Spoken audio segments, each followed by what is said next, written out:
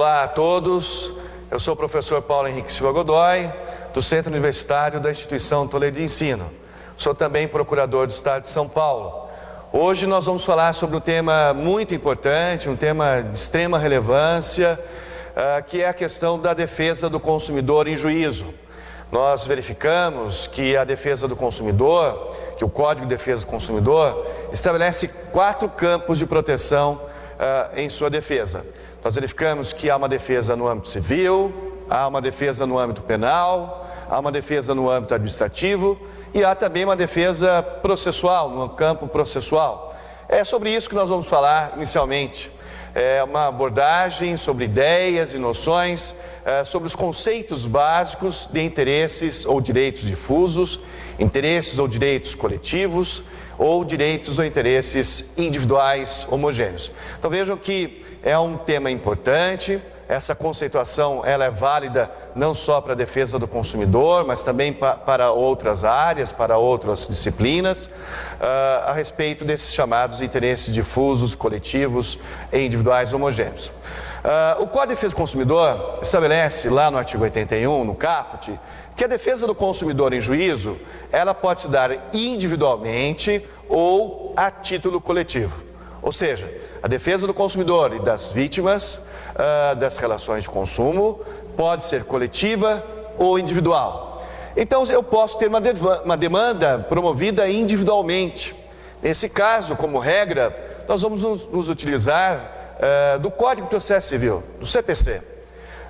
Quando falamos em ações coletivas, nós vamos trabalhar com a Lei de Ação Civil Pública, que é a Lei 7.347, do ano de 1985, combinando com o CDC, com a Lei 8.078/90. Então, a defesa do consumidor ela pode ser individual ou coletiva. Se for individual, aplicamos como regra o Código de Processo Civil. Claro, nada impede também de a gente se valer de alguma regra específica do Código de Defesa do Consumidor. Mas, sendo coletiva, vamos aplicar a Lei de Ação Civil Pública e o Código de Defesa do Consumidor. Hoje o nosso objetivo, portanto, é traçar os conceitos legais de interesses ou direitos difusos, coletivos em sentido estrito e direitos individuais homogêneos. Então o Código apresenta uma conceituação com uma finalidade didática. Por que o Código conceitua esses direitos? Para que não haja dúvida na hora de aplicar o diploma legal, na hora de aplicarmos o CDC ou de aplicarmos a Lei de Ação Civil Pública, para que não haja uma dúvida sobre esses conceitos e que o consumidor ficasse desprotegido ou mal protegido ou com uma defesa ruim, dada uma falta de uma conceituação.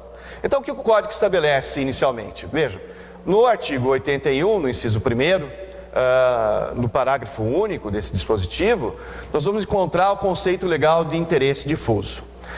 O interesse difuso é entendido como sendo um direito transindividual ou meta-individual, supra-individual, ou seja, são direitos que extrapolam a esfera do indivíduo. Então, o direito difuso é o direito transindividual, caracterizado por uma indivisibilidade, ele é indivisível e também caracterizado por pessoas indeterminadas. Então, os sujeitos do direito difuso são sujeitos indetermináveis. Estão ligados entre si por uma relação fática, pelo acontecimento fático, por fatos. O que é um fato? O fato é um acontecimento da vida.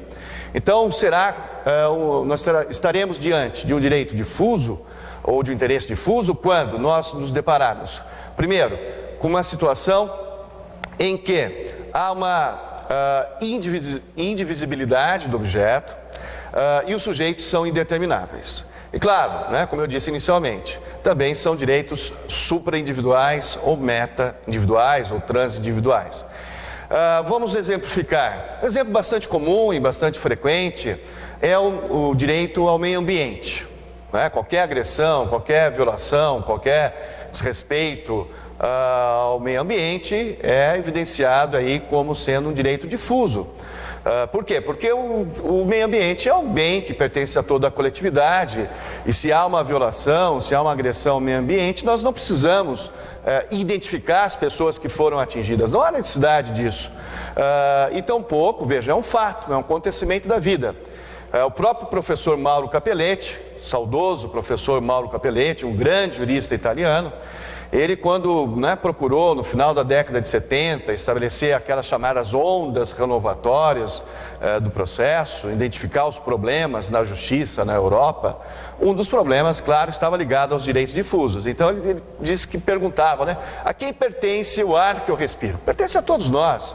Então o meio ambiente é um bom exemplo aí de uma situação de um interesse difuso. Se nós imaginarmos também uma publicidade enganosa, uma publicidade abusiva, são situações que atingem a uma coletividade, pessoas indeterminadas, o objeto é indivisível, então se há uma agressão, atinge a todos, se essa agressão também desaparece em relação a todos, e vejam, são circunstâncias fáticas. Vamos imaginar, como foi exemplo aqui no Brasil, um outdoor de uma publicidade veiculada pela Benetton, que colocou uma pessoa, um paciente, numa fase terminal de AIDS, para fazer uma publicidade de uma camiseta, de roupas. Não haveria necessidade. Essa publicidade, evidentemente, que se caracterizou como abusiva e é um exemplo de um interesse difuso.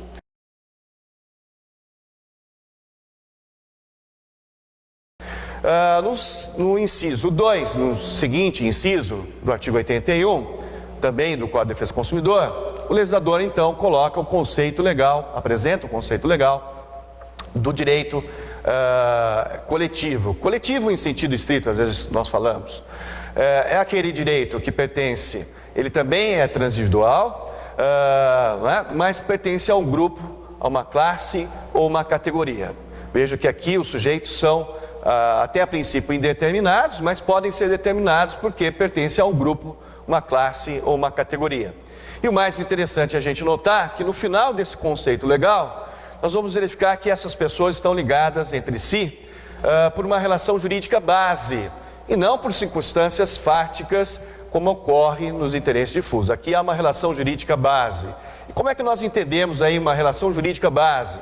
Vejam, esse elo de ligação que deve existir no direito coletivo, em sentido estrito, deve decorrer ou da lei ou de um contrato. Então a relação jurídica base, ela vai caracterizar diante de uma situação legal ou de uma situação contratual. Então vamos imaginar um grupo, poupadores, uma caderneta de poupança, os aposentados, os pensionistas, uma classe, uma categoria, empregados em determinado setor. São grupos, são classes, categorias que estarão ligados entre si, não por uma circunstância de fato, de um acontecimento da vida, mas como diz a própria lei, uma relação jurídica base. Por fim, nós temos os chamados direitos individuais homogêneos. Os direitos individuais homogêneos não são verdadeiramente direitos transindividuais ou meta-individuais, são direitos individuais, direitos que pertencem a cada um dos consumidores de forma isolada, mas, como diz a lei, por apresentarem uma origem comum, vão receber um tratamento coletivo. Então são direitos individuais que recebem em juízo um tratamento coletivo.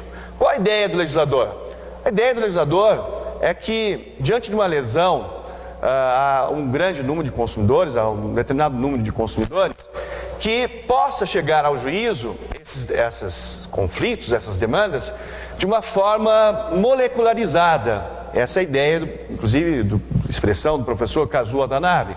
Ao invés de chegar ao judiciário separadamente, como se fossem átomos, aquela situação, aquela violação a um direito do consumidor, possa chegar em juízo de uma forma molecularizada, ou seja, através de uma ação coletiva, essas demandas seriam resolvidas através de um único processo, através de uma única demanda, apresentando significativas vantagens, não só para os consumidores, mas também para o Poder Judiciário, já que aí teríamos uma única ação coletiva para o tratamento de várias e inúmeras lesões aos consumidores. Então vejam, esses são os conceitos que nós encontramos no artigo 81, quando falamos da tutela coletiva. É claro que diante dessas reformas, dessas mudanças, também houve necessidade de uma revisitação, como dizem a doutrina, os doutrinadores, uma revisitação de alguns institutos, como a legitimidade, a coisa julgada, cuja abordagem nós faremos num próximo encontro, num próximo vídeo. Por hoje nós encerramos, né, a nossa conversa, a nossa apresentação. Gostaria de convidá-los a se inscrever ao nosso canal, TGP Descomplicada. Gostaria também de convidá-los para se inscrever no canal da IT, o IT Oficial, e que também deixassem aí um like, né, que curtissem aí os nossos vídeos, e também aqueles que preferem receber uma notificação do YouTube, não se esqueçam de fazer aí, marcar no símbolo do sino que está aí no YouTube, para que vocês recebam todas as notificações conforme nós vamos gravando e vamos publicando, vamos, né, divulgando novos vídeos, vocês possam ser também notificados. Um grande abraço e até o nosso próximo encontro.